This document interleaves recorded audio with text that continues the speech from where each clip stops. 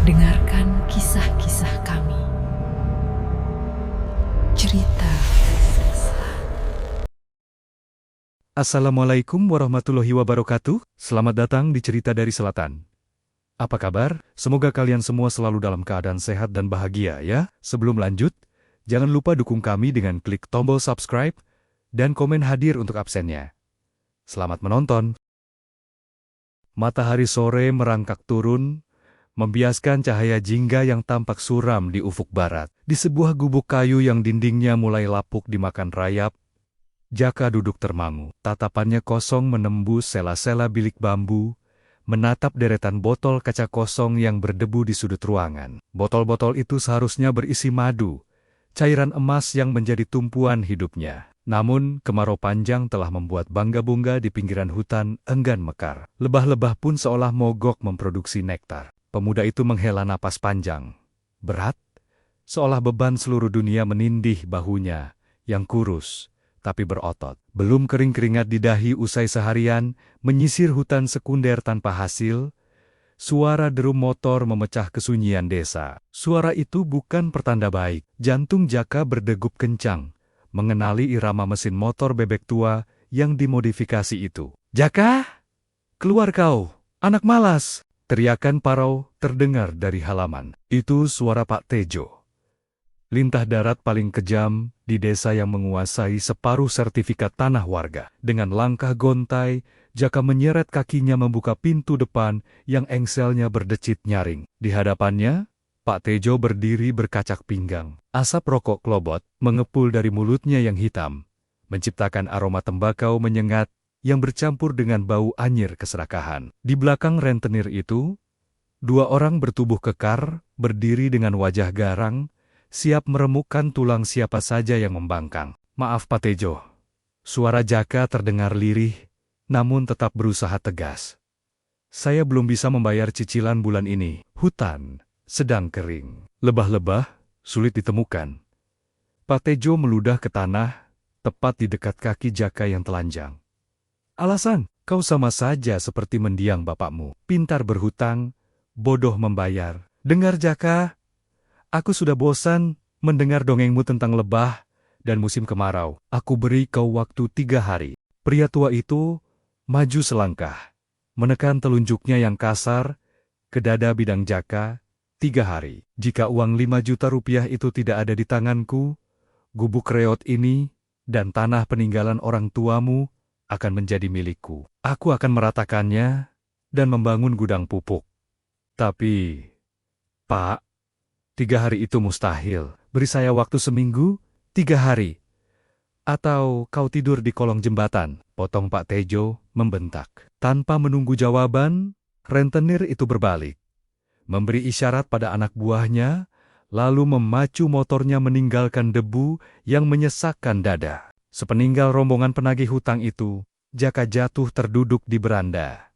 Lututnya lemas. 5 juta dalam 3 hari adalah hal yang gila bagi seorang pencari madu tradisional. Menjual ginjal pun butuh waktu lebih lama dari itu. Matanya kini beralih menatap kejauhan, ke arah punggung gunung yang menjulang tinggi di utara desa. Gunung yang diselimuti kabut abadi. Di kaki gunung itu, terhampar wilayah yang disebut warga sebagai Alas Wingit atau hutan larangan. Sebuah area hutan purba yang pohon-pohonnya sebesar drum minyak, dengan akar-akar gantung yang menjuntai bak rambut raksasa. Warga desa tidak ada yang berani menjamah tempat itu. Cerita turun-temurun mengatakan bahwa siapapun yang masuk ke sana jarang bisa kembali. Kalaupun kembali, mereka akan pulang dengan tatapan kosong, gila, atau berbicara dalam bahasa yang tidak dimengerti manusia. Namun, ada satu legenda lain yang terselip di antara kisah-kisah mengerikan itu. Legenda tentang madu emas yang dijaga oleh entitas gaib. Madu yang satu tetesnya bisa menyembuhkan segala penyakit dan bernilai ratusan kali lipat dari madu biasa. Anak semata wayang mendiang Pak Darmo itu mengepalkan tangan. Rasa takut terhadap hantu dan demit mendadak terasa lebih kecil dibandingkan rasa takut kehilangan satu-satunya warisan orang tua. Rumah ini adalah harga diri terakhirnya. Mati dimakan-makan atau mati kelaparan di jalanan, sama saja. Gumam Jaka pada angin sore yang mulai dingin. Tekadnya membulat. Ia bangkit, masuk ke dalam rumah, dan mulai mengemasi peralatannya. Tali tambang dari ijuk aren, pisau belati tajam warisan kakeknya, wadah-wadah bambu, dan pemantik api kuno. Tidak ada bekal makanan mewah, hanya segenggam nasi sisa pagi tadi yang dibungkus daun pisang dan sebotol air putih. Malam itu, saat warga desa mulai menutup pintu rumah mereka rapat-rapat, sesosok bayangan menyelinap keluar menuju batas desa.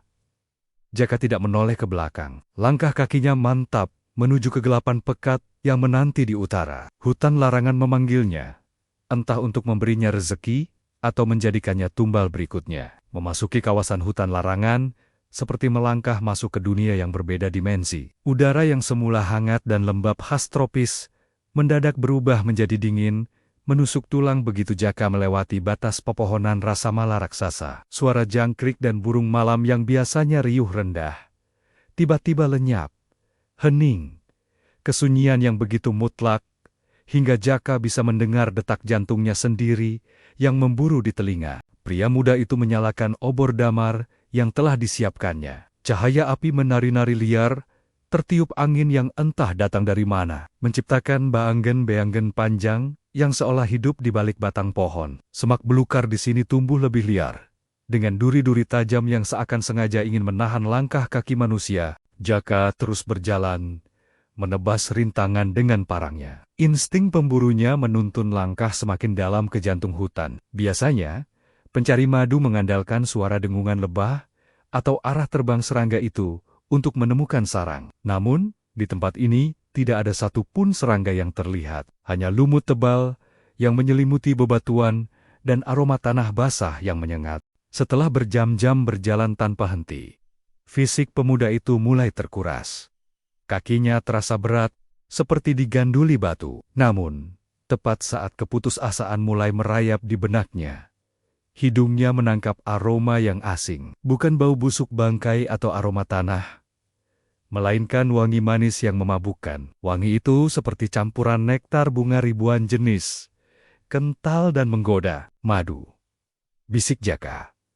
Matanya berbinar di tengah kegelapan. Sumber aroma itu berasal dari sebuah pohon beringin purba yang ukurannya di luar nalar. Batangnya mungkin membutuhkan 10 orang dewasa untuk bisa dipeluk. Akar-akarnya mencengkeram tanah dengan kokoh miliak-liuk, seperti ular naga yang sedang tidur. Di salah satu dahan tertingginya, menggantung sebuah sarang lebah yang berkilauan.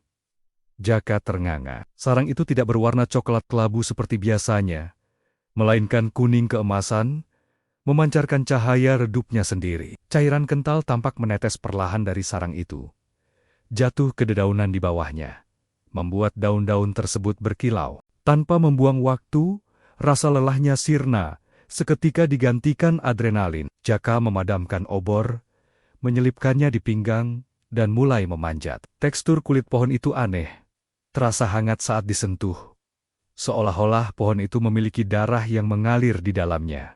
1 meter, 2 meter, 10 meter. Jaka memanjat dengan ketangkasan seekor kera. Semakin tinggi ia naik, wangi madu itu semakin kuat, membuat kepalanya sedikit pening namun nikmat. Ketika tangannya hampir menjangkau dahan tempat sarang itu bergantung, sebuah suara menghentikan gerakannya. Tung, tung, gung. Suara gamelan. Jaka terpaku, mencengkeram kulit pohon erat-erat. Bulu kuduknya meremang hebat. Suara itu bukan ilusi. Itu adalah suara gamelan Jawa halus. Kelingan yang biasanya dimainkan untuk menyambut tamu agung atau dalam ritual sakral. Iramanya lambat, menyayat hati, namun juga terasa menenteramkan secara aneh. Dari mana suara itu berasal di tengah hutan belantara yang tak terjamah manusia? Bersamaan dengan alunan musik gaib itu, semerbak wangi bunga melati menyerbu indera penciumannya, mengalahkan aroma manis madu tadi. Jaka tahu, dalam kepercayaan orang tua, wangi melati dan suara gamelan di tengah hutan adalah pertanda kehadiran mereka. Penghuni asli yang tak kasat mata. Rasa takut menyuruhnya turun, namun bayangan wajah Pak Tejo dan ancaman penggusuran rumah memaksanya terus naik. Bismillah, aku hanya mencari rezeki, tidak berniat mengganggu, ucap Jaka dalam hati, mencoba meneguhkan nyali. Ia mengayunkan tangannya untuk meraih dahan terakhir. Namun naas, lumut licin yang tak terlihat dalam kegelapan membuat pijakan kakinya tergelincir. Ah! Jaka kehilangan keseimbangan. Tubuhnya terhempas dari ketinggian lebih dari 15 meter. Gravitasi menariknya dengan kejam menuju akar-akar pohon yang menonjol keras di bawah sana. Dalam detik-detik mengerikan itu, Jaka memejamkan mata, pasrah bahwa hidupnya akan berakhir tragis dengan tubuh hancur di dasar hutan larangan. Namun, hantaman keras yang ditunggunya tidak pernah terjadi. Beberapa jengkal sebelum tubuhnya menyentuh tanah, Jaka merasakan sesuatu yang lembut, namun kuat menahan jatuhnya. Rasanya seperti mendarat di atas tumpukan kapuk tebal yang tak terlihat. Atau seolah-olah udara di sekelilingnya memadat menjadi bantalan raksasa. Tubuhnya melayang, tertahan di udara, lalu perlahan-lahan diturunkan ke tanah dengan kelembutan seorang ibu yang menidurkan bayinya. Jaka membuka mata dengan napas memburu. Jantungnya serasa mau copot. Ia terbaring di atas hamparan rumput halus di bawah pohon beringin raksasa itu. Tidak ada rasa sakit. Tidak ada tulang yang patah. Di hadapannya, kabut tipis mulai berkumpul, berputar perlahan membentuk siluet. Suara gamelan semakin jelas, kini disertai dengan suara gemerincing gelang kaki yang mendekat. Dari balik kabut itu, sesosok bayangan wanita berdiri, pakaiannya berkibar meski tidak ada angin, dan aroma melati kini begitu pekat hingga menyesakkan dada. Jaka ingin lari, tapi kakinya kaku. Ia hanya bisa menatap sosok itu dengan mulut terkunci, menyadari bahwa ia telah melanggar batas dunia manusia dan masuk ke dalam wilayah kekuasaan entitas yang jauh lebih tua dari desanya sendiri. Kesadaran kembali menyusup perlahan ke dalam benak Jaka, bagaikan cahaya fajar yang menembus celah jendela. Kelopak matanya terasa berat, namun indera penciumannya lebih dulu terjaga. Menangkap aroma yang asing namun menenangkan, bukan bau tanah lembab atau dedaunan busuk hutan, melainkan wangi bunga kantil dan sedap malam yang begitu pekat, bercampur dengan aroma dupa wangi yang elegan. Anak mendiang Pak Darmo itu membuka mata. Pemandangan di atasnya bukanlah kanopi pepohonan yang gelap, melainkan lengget-lengget ruangan yang terbuat dari anyaman bambu halus, bermotif rumit, dihiasi kain-kain sutra tipis yang melambai pelan. Jaka terlonjak duduk. Rasa nyeri akibat jatuh dari pohon raksasa itu lenyap tanpa bekas. Ia meraba dadanya, lengannya, kakinya, semuanya utuh, tidak ada lecet sedikit pun. Pandangannya menyapu sekeliling. Pemuda desa itu kini berada di sebuah pendopo kayu yang luas, diterangi oleh pelita-pelita minyak yang cahayanya tidak berkedip, melainkan dia mematung, menyebarkan sinar keemasan yang lembut. "Kau sudah sadar, anak manusia?" Suara itu lembut, mengalun seperti gemericik air sungai yang jernih, namun memiliki wibawa yang membuat nyali siapapun menciut. Jaka menoleh ke sumber suara. Di sudut ruangan, duduk seorang wanita muda. Kecantikannya tak terlukiskan oleh kata-kata manusia biasa. Kulitnya putih bersih, seolah memancarkan cahaya bulan. Rambutnya hitam panjang terurai hingga menyentuh lantai kayu. Dan ia mengenakan kemben batik tulis dengan corak yang belum pernah dilihat Jaka sebelumnya kuno, namun sangat indah. Wanita itu bangkit berdiri. Gerakannya begitu halus, seolah ia tidak memiliki tulang, atau seolah gravitasi tidak berlaku baginya. Saat sosok itu mendekat, Jaka menahan napas. Kaki wanita itu tidak menapak lantai. Ujung kain jariknya melayang satu jengkal di atas papan kayu. "Siapa Ndoro?" tanya Jaka tergagap. Mulutnya terasa kering. Lidahnya keluh menyebut panggilan kehormatan secara naluriah. "Orang-orang sepertimu memanggilku Mayang," jawab wanita itu tersenyum tipis. Senyuman yang tidak memancarkan kehangatan manusiawi, melainkan sebuah misteri abadi. "Kau berani sekali masuk ke halaman rumahku, memanjat tiang pendopoku, dan hampir mati di sana." Jaka menunduk dalam-dalam, tidak berani menatap manik mata Mayang yang hitam pekat tanpa bagian putih. "Ampun Doro, hamba tidak bermaksud lancang. Hamba terdesak. Hamba butuh madu," potong Mayang. Tangannya yang lentik menunjuk ke sebuah meja kecil di samping dipan. Di sana, tergeletak wadah bambu milik Jaka, kini telah terisi penuh dengan cairan emas kental yang berkilauan. Si pencari madu itu terbelalak. Wadah itu penuh. Isinya bahkan meluap sedikit, meneteskan cairan berharga itu ke alas meja. "Aku tahu apa yang ada di hatimu, Jaka," lanjut Mayang. Suaranya kini terdengar lebih dekat, seakan berbisik tepat di telinga, padahal sosoknya masih berdiri 2 meter di depan. "Kau bukan manusia serakah yang datang membawa gergaji mesin atau senapan. Kau datang membawa keputusasaan dan tanggung jawab pada warisan orang tua. Hatimu bersih, meski nasibmu keruh." Gadis bunian itu melangkah mengelilingi Jaka.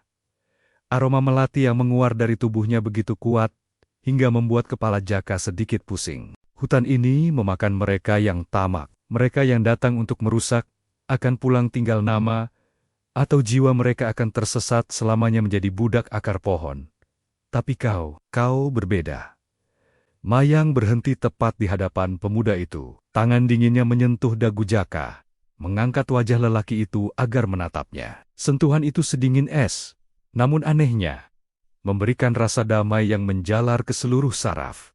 "Bawalah madu itu. Itu adalah madu ratu, saripati bunga yang hanya mekar 100 tahun sekali di alam kami. Harganya cukup untuk menebus harga dirimu yang Dainia Kinjak sesamamu." Air mata Jaka menetes tanpa sadar. Rasa haru dan takut bercampur aduk. "Terima kasih, Ndoro. Bagaimana hamba membalas kebaikan ini?" Mayang menatap tajam. Sorot matanya berubah serius. "Dunia kita berdampingan, Jaka.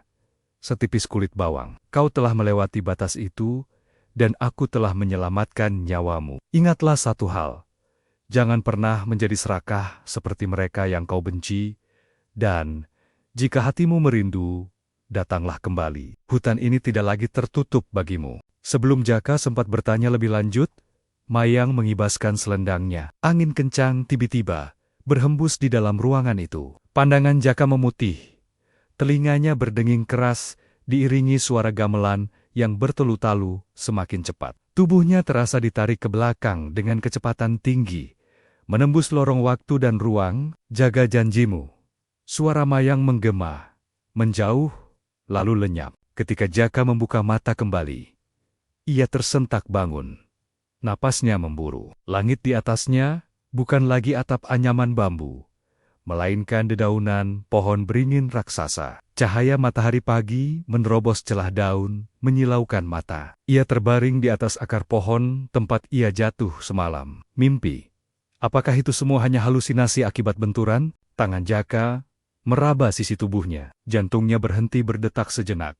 Di sana, tergeletak wadah bambunya, berat dan hangat. Tutupnya terikat rapi dengan serat tanaman yang tidak ia kenal. Ketika ia membuka sedikit tutupnya, cahaya keemasan memancar dari dalam, diiringi aroma wangi yang sama persis dengan aroma tubuh Mayang. Itu nyata. Kabar tentang kembalinya Jaka dari hutan larangan menyebar lebih cepat daripada api yang membakar ilalang kering. Warga desa menatapnya dengan campuran rasa takut dan curiga saat pemuda itu berjalan melintasi jalan utama desa. Pakaiannya kotor, rambutnya acak-acakan, namun langkah kakinya tegap, dan matanya memancarkan keyakinan baru yang membuat orang segan untuk menyapa. Sesampainya di gubuk reotnya, Jaka tidak beristirahat. Ia segera membersihkan diri, berganti pakaian terbaik yang dimilikinya, sebuah kemeja batik yang warnanya sudah pudar, dan membawa wadah bambu ajaib itu ke kota kecamatan.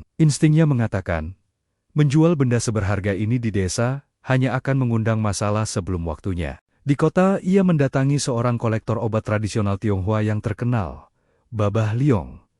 Pria tua itu awalnya meremehkan Jaka.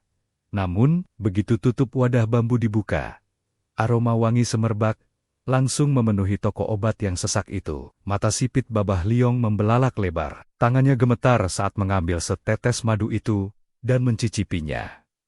Ini mustahil, gumam Babah Liong. Wajahnya pucat pasi saking takjubnya. "Ini madu dewa. Seumur hidup, baru kali ini saya melihat kualitas seperti ini." Energinya panas, namun sejuk di perut. Tanpa tawar-menawar yang alot, Babah Liong menyodorkan tumpukan uang merah yang tebal. Jumlahnya bukan hanya 5 juta, tapi 10 kali lipat dari hutang Jaka. Bagi sang kolektor, madu itu bisa menyelamatkan nyawa orang yang sekarat, harganya tak ternilai. Jaka pulang dengan tas kresek hitam berisi uang tunai, jantungnya berdegup kencang, seolah membawa bom waktu. Sore itu juga, tepat di hari terakhir jatuh tempo, motor bebek Pak Tejo kembali menderu di halaman rumah Jaka.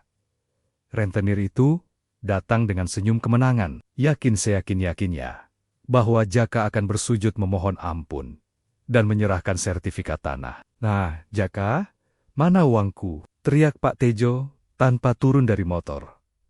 "Jangan bilang kau mau minta perpanjangan waktu lagi. Surat penyitaan sudah kusiapkan." Jaka keluar dari rumah, wajahnya tenang. Tidak ada lagi gurat ketakutan yang kemarin menghiasinya. Tanpa banyak bicara, lelaki itu melangkah maju dan melemparkan sebuah amplop coklat tebal ke wajah Pak Tejo. Amplop itu menghantam dada sang rentenir dan jatuh ke tanah. Isinya berhamburan sedikit, memperlihatkan lembaran uang 100 ribuan yang masih kaku dan harum. Pak Tejo ternganga. Rokok di mulutnya jatuh, matanya melotot melihat tumpukan uang itu. Anak buahnya pun saling pandang, bingung. 5 juta rupiah, lunas beserta bunganya. Suara Jaka dingin dan tajam. "Hitung sekarang, lalu pergi dari tanahku, dan jangan pernah injakan kakimu di sini lagi." Tangan gemetar Pak Tejo memunguti uang itu. Asli.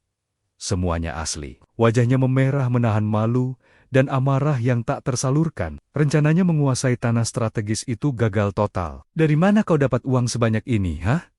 Kau merampok? Atau kau memelihara tuyul?" tuduhnya dengan suara bergetar. "Itu bukan urusanmu. Pergi," bentak Jaka. Kali ini dengan nada yang membuat nyali Pak Tejo ciut. Ada aura gelap dan berwibawa yang tiba-tiba menyelimuti tubuh kurus Jaka, seolah ada bayangan besar yang berdiri di belakangnya. Sejak hari itu, kehidupan Jaka berubah 180 derajat. Gubuk reotnya direnovasi menjadi rumah permanen yang sederhana namun kokoh. Ia membeli perabot baru, pakaian layak, dan makanan bergizi. Ia tidak lagi menjadi pemuda yang dipandang sebelah mata. Namun, bersamaan dengan datangnya kekayaan, dinding pemisah antara Jaka dan warga desa mulai terbangun. Desas-desus liar mulai beredar. Bagaimana mungkin seorang pencari madu yang miskin mendadak kaya dalam semalam setelah pulang dari hutan larangan? Tetapi Jaka tidak peduli. Ada kekosongan aneh yang mulai menggerogoti jiwanya di tengah kenyamanan materi itu. Setiap malam, saat ia berbaring di kasur empuknya yang baru, matanya tak bisa terpejam. Telinganya merindukan suara gamelan mistis itu. Hidungnya main kari-kari aroma melati yang memabukkan. Makanan enak yang ia beli di pasar terasa hambar dibandingkan dengan tetesan madu emas pemberian Mayang. Kerinduan itu bukan kerinduan biasa, itu adalah panggilan. Malam Jumat Kliwon tiba, bulan purnama bersinar terang di langit. Namun cahayanya terasa dingin. Jaka duduk di teras rumahnya, menatap ke arah utara, ke siluet hitam gunung, dan hutan larangan yang tampak angker. Angin malam berhembus, membawa sap-sop suara yang sangat ia kenal. Tung tung gung. Suara itu hanya terdengar oleh telinganya. Jantung Jaka berdesir hebat. Darahnya bergejolak. Rasa takut akan hantu dan demit sudah musnah, digantikan oleh hasrat membara untuk bertemu kembali dengan sosok wanita penjaga hutan itu. Tanpa pikir panjang, lelaki itu bangkit. Ia meninggalkan rumah nyamannya, meninggalkan keamanan desanya, dan melangkah kembali menuju kegelapan hutan. Kakinya melangkah pasti, seolah ditarik oleh benang tak kasat mata yang terikat di jantungnya. Ia tidak sadar, sepasang mata merah menyala milik makhluk suruhan Pak Tejo sedang mengawasinya dari balik semak belukar di ujung desa, siap melaporkan setiap jerik-jeriknya kepada sang majikan yang masih menyimpan dendam kesumat. Hutan larangan malam itu tidak lagi terasa seperti ancaman yang siap menelan mangsa, melainkan seperti rahim raksasa yang menyambut anaknya pulang. Kabut tebal turun merendah, menyelimuti semak belukar hingga hanya yujing-yujing pakis yang terlihat mencuat, menciptakan ilusi lautan awan di atas tanah hitam. Jaka tidak lagi membutuhkan obor. Cahaya bulan purnama seolah dipantulkan oleh jutaan KUNANG gunung yang berbaris rapi di kiri kanan jalan setapak, membentuk lorong cahaya menuju pohon beringin purba. Di bawah naungan pohon keramat itu, Mayang telah menunggu. Kali ini, wanita itu tidak sendiri. Dua sosok bungkuk berwajah samar berdiri di belakangnya, memegang payung agung berwarna emas yang berkilauan aneh di tengah kegelapan. Wajah Mayang tampak lebih pucat dari sebelumnya. Namun kecantikannya makin menyayat hati. Sebuah pesona yang mampu membuat akal sehat manusia luntur seketika. Kau kembali, Jaka. Sapaan itu bukan pertanyaan, melainkan pernyataan kepemilikan. Pemuda desa itu menjatuhkan lututnya ke tanah yang dilapisi lumut. Napasnya tercekat bukan karena lelah, tapi karena gelombang kerinduan yang meledak di dadanya. Hamba tidak bisa hidup di sana, Ndoro. Makanan terasa hambar, tidur tak nyenyak, hati hamba tertinggal di sini. Mayang tersenyum. Senyum itu mengandung ribuan tahun kesepian yang akhirnya terobati. Ia melayang turun. Kaki telanjangnya yang indah berhenti tepat di depan wajah Jaka. Dunia kita berbeda, Jaka. Jika kau memilih bersamaku, kau harus mengikat janji yang tak bisa dibatalkan oleh manusia maupun Tuhanmu. Kau akan hidup di antara dua alam, kakimu memijak bumi, tapi sukmamu milikku. Hamba bersedia, jawab Jaka tanpa ragu, seolah dimantra. Gadis bunian itu mengulurkan tangan. Saat kulit mereka bersentuhan, sensasi dingin yang menyengat menjalari tulang punggung Jaka. Namun seketika, berubah menjadi kehangatan yang memabukkan. Ada syaratnya, bisik Mayang. Suaranya berubah tegas dan dingin. Pertama, kau tidak boleh menduakan cintaku dengan wanita manusia manapun. Kedua, kau harus menjaga hutan ini dari tangan-tangan serakah.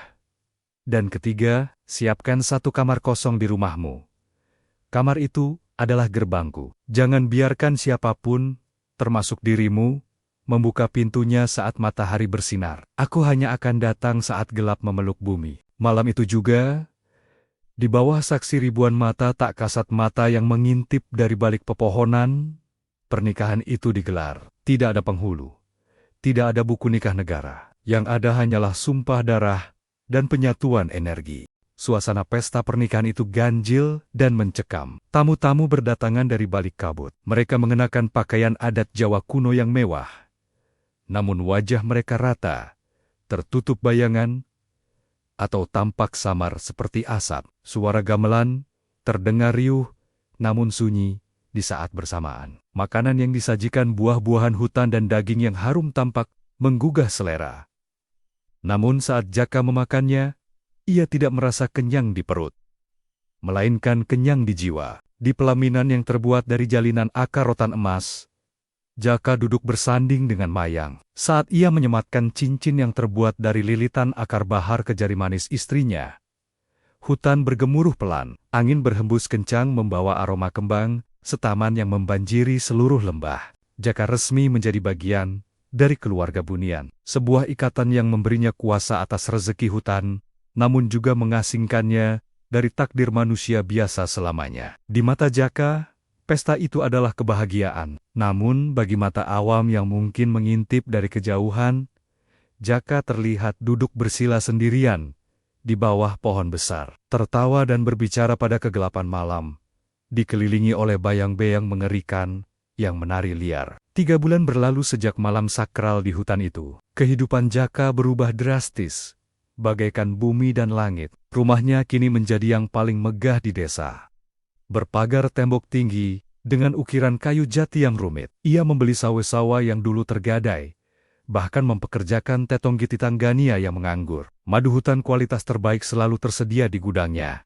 Seolah lebah-lebah itu sendiri yang mengantarkannya ke depan pintu setiap pagi. Namun, kemakmuran yang datang tiba-tiba selalu membawa 2 hal: kekaguman dan kedengkian. Di warung kopi pojok desa, asap rokok mengepul tebal, mengiringi bisik-bisik tetangga yang semakin santer. Pak Tejo, sang mantan penguasa ekonomi desa, yang kini pamornya meredup, menjadi dalang utama dari setiap desas-desus itu. Kalian perhatikan tidak, ujar Pak Tejo, dengan mata melotot, memprovokasi warga yang sedang menyeruput kopi. Si Jaka itu tidak pernah terlihat sholat Jumat lagi. Dan lihat rumahnya, setiap malam Jumat Kliwon, tercium bau kemenyan dan melati yang menyengat sampai ke jalan raya. Itu bukan rezeki halal, bapak-bapak. Itu pesugihan. Warga yang tadinya hanya curiga, mulai termakan hasutan. Apalagi ditambah fakta aneh tentang rumah Jaka. Setiap ada tamu yang berkunjung, mereka selalu merasakan hawa dingin yang menusuk tengkuk. Padahal matahari sedang terik-teriknya, suasana rumah itu hening, terlalu hening untuk ukuran rumah orang kaya baru. Tidak ada suara radio, tidak ada suara televisi, hanya suara langkah kaki Jaka yang menggema di lantai marmer. Dan ada satu hal yang paling membuat warga merinding. Jaka sering terlihat berbicara sendiri di teras rumah saat senja, tersenyum mesra pada kursi kosong di sebelahnya. Seolah ada seseorang yang duduk di sana. Di dalam rumah mewahnya, Jaka sebenarnya tidak gila. Ia memang sedang berbicara dengan istrinya. Mayang ada di sana. Bagi Jaka, sosok Mayang terlihat jelas dan nyata, mengenakan daster rumahan yang anggun, menyisir rambut panjangnya di depan cermin, atau menuangkan teh untuknya. Namun bagi mata manusia lain, Mayang tidak ada. "Mas, orang-orang di luar mulai berisik," ujar Mayang lembut sore itu. Ia duduk di sandaran kursi kayu, kakinya berayun pelan tanpa menyentuh lantai. Wajah cantiknya tampak mendung. Jaka meletakkan cangkir kopinya. "Biarkan saja mereka. Dinda, mulut manusia memang diciptakan untuk mengeluh dan iri. Selama kita tidak mengganggu, mereka tidak akan berani macam-macam. Ketamakan Pak Tejo itu berbau busuk, Mas. Baunya sampai ke hutan. Dia sedang merencanakan sesuatu yang buruk." Mayang memperingatkan. Mata hitamnya menatap tajam ke arah pintu depan, seolah bisa menembus dinding dan melihat apa yang terjadi di luar sana. Benar saja, keesokan paginya, gempar melanda desa. 3 ekor kambing milik warga ditemukan mati di kandang dengan kondisi aneh. Tidak ada darah yang tercecer. Namun tubuh hewan-hewan itu kering kerontang seolah darahnya dihisap habis. Pak Tejo langsung memanfaatkan momen ini. Dengan berapi-api, ia berdiri di tengah kerumunan warga yang panik di balai desa. "Lihat, ini buktinya," teriak rentenir licik itu sambil menunjuk bangkai kambing. "Ini bukan ulah makan, makan akan memakan dagingnya. Ini ulah siluman, ulah tuyul, atau buto ijo peliharaan si Jaka.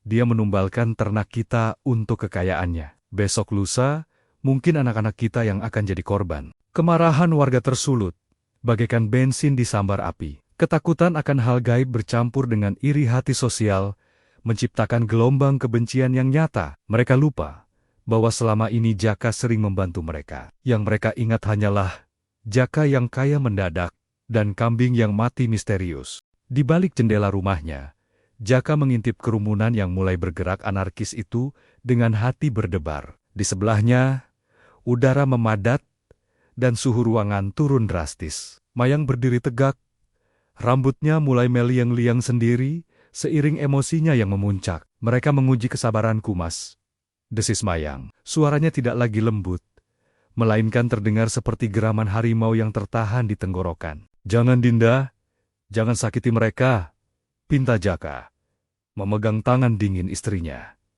"Biar aku yang hadapi. Aku masih manusia, aku bisa bicara dengan bahasa mereka."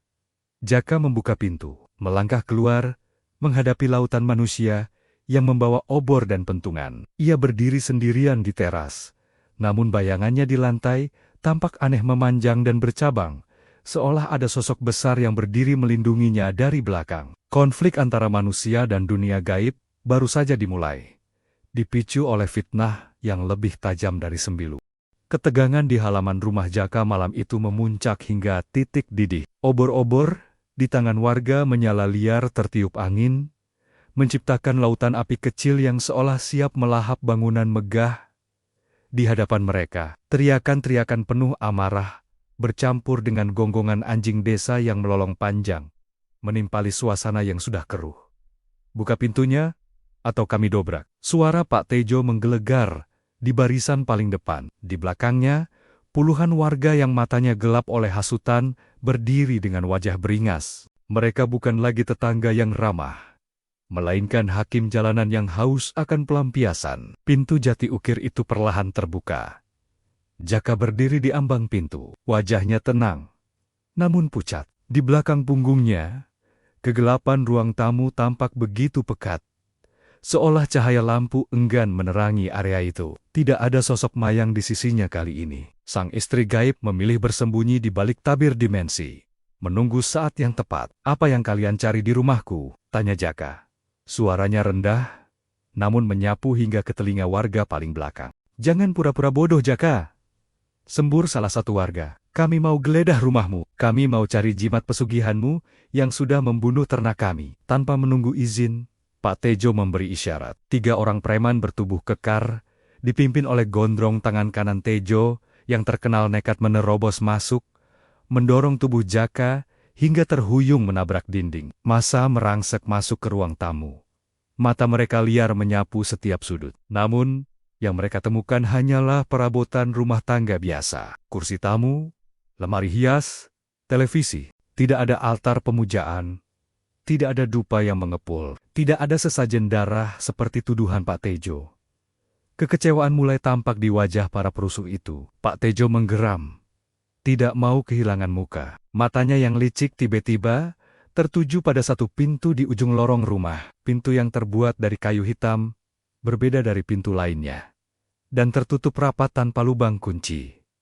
"Itu," telunjuk Tejo menuding lurus. "Pasti di sana kau sembunyikan tuyulmu. Buka pintu itu." Jaka yang baru saja bangkit berdiri, langsung merentangkan tangan menghadang. Wajahnya berubah panik untuk pertama kalinya. "Jangan, demi nyawa kalian sendiri, jangan sentuh pintu itu. Itu kamar pribadi. Tidak ada apa-apa di sana." "Halah, minggir!" Gondrong menghempaskan tubuh Jaka dengan satu dorongan kuat. Pemilik rumah itu tersungkur, kepalanya membentur lantai marmer hingga berdarah. Dengan seringai kemenangan, Gondrong melangkah mendekati pintu kayu hitam itu. Ia mengangkat kaki kanannya, bersiap menendang. BRK, sekali tendang, pintu itu terbuka lebar. Keheningan tiba-tiba menyergap seluruh ruangan. Warga yang berdesakan di belakang menahan napas. Leher mereka memanjang ingin melihat apa yang ada di dalam. Kamar itu kosong. Benar-benar kosong. Tidak ada kasur, tidak ada lemari. Hanya lantai kayu yang bersih, dan sebuah jendela yang terbuka lebar, menghadap langsung ke arah hutan. Namun, seketika itu juga, udara di dalam rumah berubah drastis. Suhu turun, hingga membuat uap napas terlihat. Aroma wangi melati, yang sangat pekat begitu pekat, hingga terasa pahit di lidah menyembur, keluar dari kamar itu bagaikan badai tak kasat mata. Gondrong, yang berdiri tepat di ambang pintu tiba-tiba, mematung. Matanya terbelalak menatap sudut ruangan yang kosong. Tubuh preman besar itu mulai gemetar hebat. "Gondrong, ada apa? Ambil jimatnya," teriak Pak Tejo tidak sabar. Namun Gondrong tidak menjawab. Mulutnya menganga lebar, mengeluarkan suara kek-kek. Seperti orang tercekik. Di mata Gondrong, ruangan itu tidak kosong. Ia melihat lantai kayu berubah menjadi genangan darah yang bergolak. Dari dinding-dinding kamar, muncul ribuan akar pohon yang bergerak seperti ular, melilit kakinya. Dan di tengah ruangan itu, sosok wanita cantik bergaun hijau berdiri membelakanginya. Saat sosok itu berbalik, wajahnya bukanlah wajah manusia, melainkan wajah rata tanpa mata, hidung dan mulut, hanya kulit putih pucat yang halus. "Aaarrgghahaha!" teriakan Gondrong memecah kesunyian malam. Begitu nyaring dan penuh teror, hingga membuat bulu kuduk semua orang berdiri. Preman itu berbalik badan, menabrak teman-temannya, lalu berlari tunggang langgang keluar rumah, sambil menutupi wajahnya. Meracau tentang wajah rata dan ular raksasa. Kepanikan menular seperti virus. Warga yang mengintip ke dalam kamar itu tiba-tiba merasa ada hembusan napas dingin di tengkuk mereka. Lampu rumah berkedip-kedip liar, lalu mati total. Dalam kegelapan, terdengar suara gamelan yang bertalu-talu tepat di telinga mereka, keras dan memekakan. "Lari! Ada demit!" Lari! Massa bubar dalam hitungan detik. Mereka saling dorong, menjatuhkan obor, lari pontang-panting, meninggalkan halaman rumah Jaka, seolah dikejar malaikat maut. Pak Tejo yang tertinggal paling belakang, sempat melihat sekilas ke arah lorong gelap itu. Ia melihat 2 titik merah menyala melayang di udara, menatapnya dengan kebencian purba. Nyali rentenir itu ciut seketika. Kakinya 1000 langkah, mengejar anak buahnya yang sudah kabur duluan. Di lantai ruang tamu yang dingin, Jaka tertiti-titi bangkit. Darah menetes dari pelipisnya. Ia menatap pintu kamar yang masih terbuka lebar. Angin lembut berhembus dari dalam, membelai pipinya yang memar. Seolah sebuah tangan halus sedang mengusap lukanya. "Maafkan aku, Mas." Bisikan Mayang terdengar lirih di telinganya. Mereka memaksa, kekalahan memalukan. Di malam penggerebekan itu tidak membuat Pak Tejo jera. Justru, rasa takut itu berubah menjadi dendam yang lebih gelap dan obsesif. Ia sadar, lawan yang dihadapinya bukan sembarang manusia. Jaka memiliki backingan yang tidak bisa dilawan dengan otot atau massa yang bodoh. Untuk melawan hal gaib, dibutuhkan hal gaib pula. 2 hari setelah insiden itu, sebuah mobil jeep tua berwarna hitam berhenti di depan rumah Pak Tejo. Dari dalamnya, turun seorang pria tua kurus kering, berambut putih panjang yang digelung, mengenakan pakaian serba hitam dan kalung dari tulang belulang hewan. Namanya Ki Suro, dukun aliran hitam yang terkenal dari seberang gunung, yang konon bisa memanggil arwah penasaran dan mematahkan pagar gaib sekuat apapun. "Rumah itu dilindungi Ratu Hutan," ujar Ki Suro, dengan suara parau saat mengamati rumah Jaka dari kejauhan, menggunakan teropong batinnya. Energinya kuat, sangat kuat. Tapi setiap makhluk, mau manusia atau jin, punya kelemahan. "Lakukan apa saja, Ki," desis Pak Tejo, menyelipkan amplop tebal ke saku jubah sang dukun. "Buat pelindungnya, lumpuh sebentar saja. Aku hanya butuh si Jaka. Dia tahu lokasi pohon emas itu. Setelah aku dapat emasnya, kau boleh apakan saja dia." Siang itu, tepat saat matahari berada di atas kepala waktu, di mana energi makhluk halus jenis tertentu melemah, Ki Suro memulai ritualnya. Ia tidak menyerang langsung. Ia menanam 4 paku bumi yang telah dilumuri darah ayam cemani di 4 penjuru mata angin mengelilingi rumah Jaka. Paku-paku itu berfungsi memutus koneksi energi antara rumah tersebut dengan sumber kekuatannya di hutan. Di dalam rumah, Jaka yang sedang beristirahat tiba-tiba merasakan sesak napas. Dadanya sakit luar biasa, seolah ada tangan tak kasat mata yang meremas jantungnya. Hawa sejuk yang biasanya menyelimuti rumah itu lenyap, digantikan udara panas yang pengap. "Mayang," panggilnya lirih. Tidak ada jawaban. Sosok istrinya tidak muncul. Hubungan batin mereka terasa seperti sinyal radio yang terputus total. Beraka. Pintu belakang rumah didobrak. Kali ini bukan warga desa, melainkan 5 orang bayaran profesional yang dibawa Pak Tejo dari luar kota. Mereka mengenakan penutup wajah dan membawa senjata tumpul. Tanpa perlindungan Mayang, Jaka hanyalah seorang pemuda biasa yang kalah jumlah. Ia mencoba melawan, melayangkan tinju ke arah penyerang pertama. Namun hantaman balok kayu di punggungnya membuat tubuhnya ambruk. "Bawa dia cepat sebelum matahari condong ke barat," perintah Pak Tejo yang menunggu di dalam mobil. Tubuh Jaka yang setengah sadar diseret keluar, dimasukkan paksa ke dalam bagasi jeep, dan dilarikan menjauh dari desa. Mobil itu memacu kecepatan tinggi menuju jalan setapak di pinggiran hutan larangan, wilayah yang cukup jauh dari jangkauan wilayah kekuasaan rumah Jaka. Sesampainya di sebuah tanah lapang yang gersang di bibir hutan, Jaka dilemparkan ke tanah berkerikil. Tangannya diikat ke belakang pada sebatang pohon kering. Wajahnya babak belur.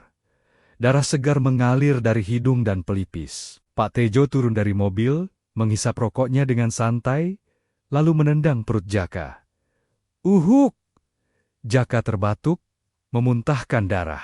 "Nah, Jaka, kita bisa selesaikan ini baik-baik," ucap Tejo sambil berjongkok, menjambak rambut Jaka agar wajahnya mendongak. "Di mana pohon madu emas itu? Di mana kau menyembunyikan harta karun dari hutan sialan itu? Katakan, dan aku akan biarkan kau hidup. Cacat sedikit, tapi hidup." Jaka meludah. Campuran ludah dan darah mengenai sepatu kulit Pak Tejo. "Kau tidak akan pernah sampai ke sana, Tejo. Hutan itu tidak menerima manusia kotor sepertimu. Kurang ajar!" Sebuah pukulan keras mendarat di rahang Jaka. Pandangannya berkunang-kunang. Namun, bibirnya tetap terkunci rapat. Ia tahu, jika ia memberitahu lokasinya, Tejo akan merusak hutan itu.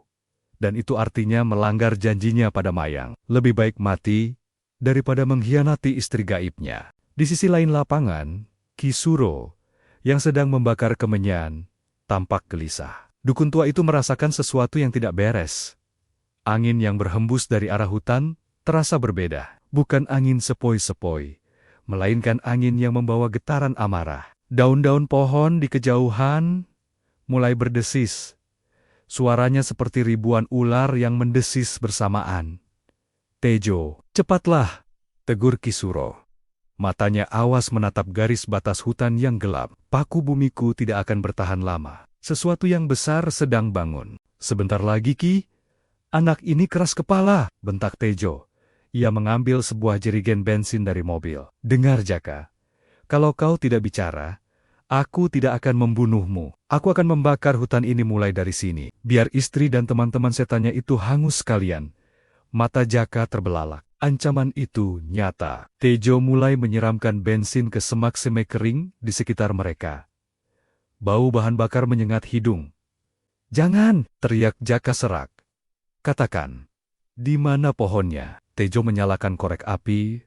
Api kecil menari-nari di ujung jarinya, siap memicu bencana. Pada detik itu, langit yang cerah mendadak berubah warna menjadi abu-abu pekat. Suara guntur menggelegar tanpa kilat. Suaranya bukan dari langit, melainkan dari dalam tanah. Tanah yang mereka pijak bergetar halus. Ki Suro mundur terhuyung. Dupa di tangannya patah. Tejo, matikan apinya. Kita harus pergi, sekarang. Namun peringatan itu terlambat. Hutan larangan telah mendengar ancaman itu.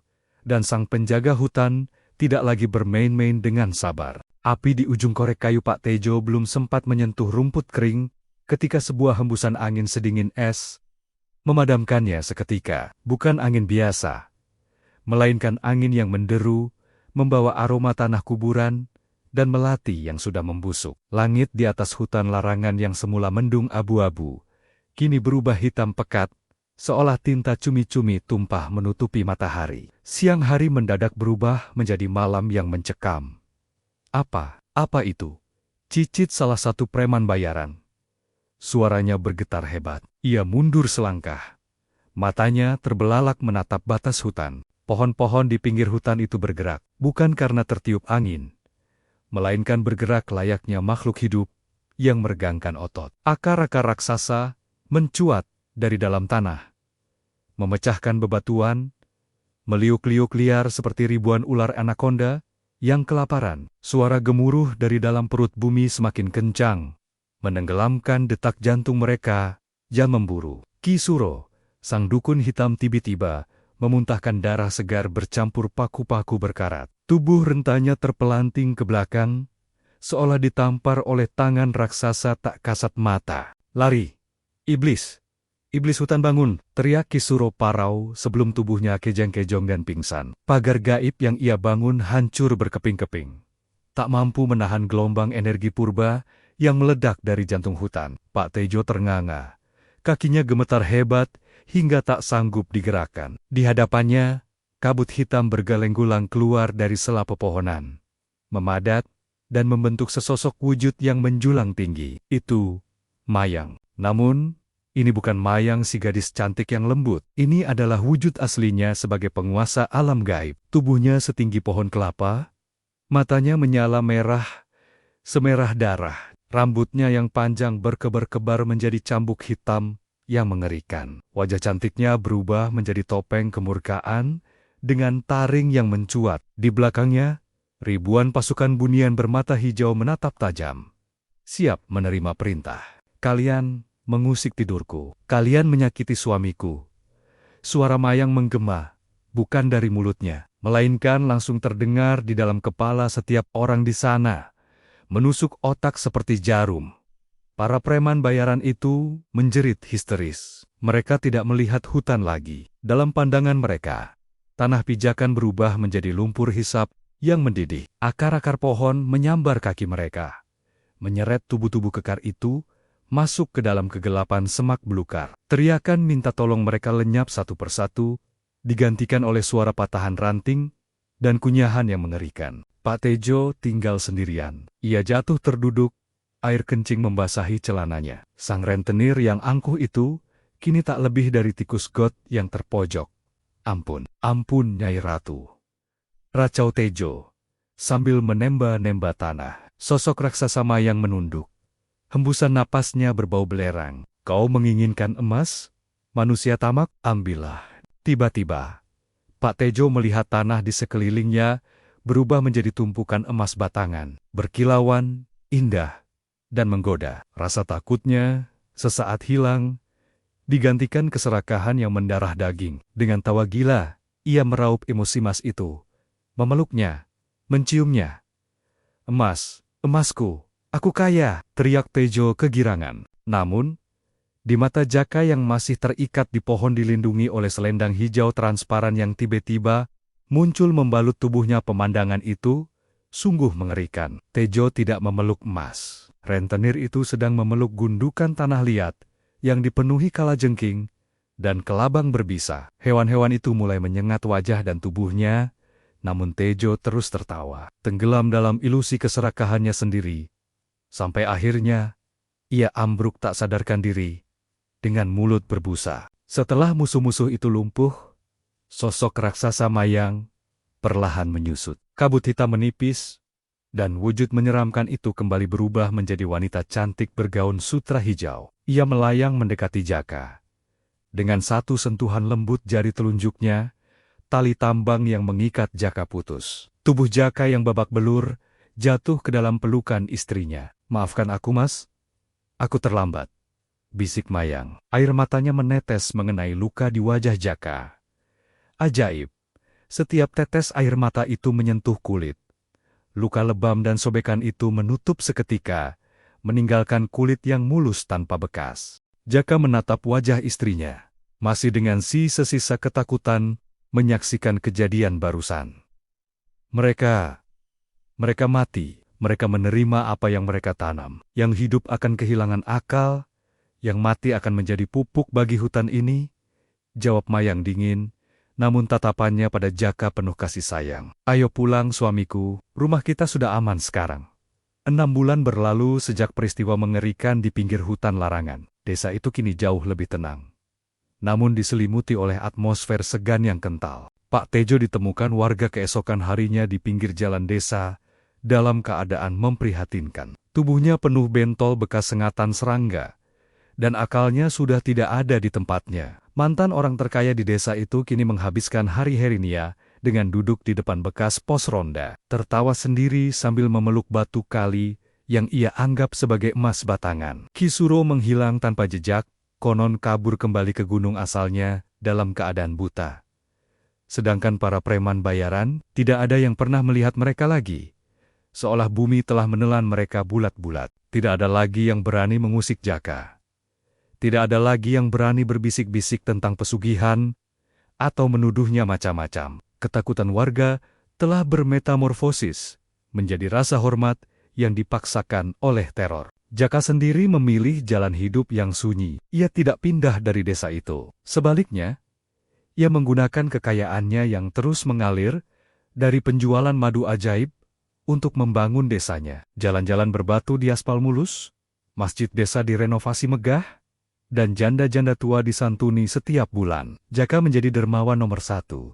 Namun ia menjadi sosok yang paling sulit ditemui. Pria itu jarang keluar rumah saat matahari bersinar. Ia hanya terlihat sesekali di pagi buta, meletakkan karenjong-karenjong berisi sembako di depan rumah warga yang membutuhkan, lalu menghilang kembali ke balik pagar tembok tingginya sebelum ayam berkokok. Kehidupan sesungguhnya bagi Jaka dimulai saat senja turun. Di teras belakang rumahnya yang luas dan menghadap langsung ke arah siluet gunung, Jaka duduk di kursi rotan. 2 cangkir teh melati yang masih mengepul terhidang di atas meja. Aroma wangi bunga sedap malam memenuhi udara, lebih pekat dari parfum manapun yang dijual di toko. Tehnya kurang manis, Mas? Suara lembut itu muncul dari udara kosong di sebelahnya. Perlahan, partikel cahaya berkumpul, membentuk sosok Mayang yang anggun. Ia mengenakan kebaya putih bersih. Rambutnya disanggul rapi dengan hiasan bunga kantil. Wajahnya berseri-seri, memancarkan kebahagiaan seorang istri yang dimanjakan. Jaka tersenyum, menyeruput tehnya. Pas, Dinda, selalu pas buatanmu. Lelaki itu mengulurkan tangan, dan jemarinya menggenggam tangan Mayang. Terasa nyata, dingin namun menyejukkan. Bagi dunia luar, Jaka adalah pria kesepian yang gila, berbicara dengan angin. Tapi bagi Jaka, inilah keluarganya. Inilah dunianya. Hutan tenang malam ini, ujar Mayang, meletakkan kepalanya di bahu Jaka. Anak-anak kijang baru lahir, dan bunga Rafflesia mekar sempurna. Syukurlah, selama hutan tenang, desa juga akan aman, sahut Jaka. Tiba-tiba, terdengar suara tawa kecil anak kecil dari arah taman belakang. Tawa yang renyah dan gembira. Jaka menoleh. Di antara bayang-bayang pohon mangga, terlihat sekelebatan sosok bocah kecil berlarian mengejar kunang-kunang. Tubuhnya agak transparan, namun wajahnya sangat mirip dengan Jaka. Kuncung sudah semakin lincah, komentar Jaka. Matanya berbinar bangga melihat putra semata wayangnya, putra yang lahir dari rahim gaib. Buah cintanya dengan Mayang. Anak yang hidup di antara dua dimensi, sama seperti ayahnya. Mayang tersenyum, menatap putranya. Dia akan menjadi penjaga yang hebat suatu hari nanti, melindungi warisan leluhur dan menjaga keseimbangan. Malam semakin larut, suara gamelan halus mulai terdengar sayap-sayap. Di bawah angin gunung, menjadi lagu pengantar tidur bagi keluarga kecil yang tidak biasa itu. Jaka menyadari, ia telah kehilangan tempatnya di dunia manusia yang normal. Ia tidak lagi memiliki teman nongkrong atau tetangga untuk berbagi gosip. Namun, menatap wajah cantik istrinya dan mendengar tawa putranya, Jaka tahu ia tidak menyesal. Ia telah menemukan madu yang sesungguhnya, bukan cairan emas di dalam botol, melainkan kebahagiaan yang melampaui logika. Di bawah sinar bulan purnama, rumah besar itu tampak berdiri kokoh dan angker bagi mata orang awam. Namun di dalamnya, ada kehangatan abadi yang terjaga rapi, tersembunyi selamanya dalam rahasia hutan dan kabut misteri.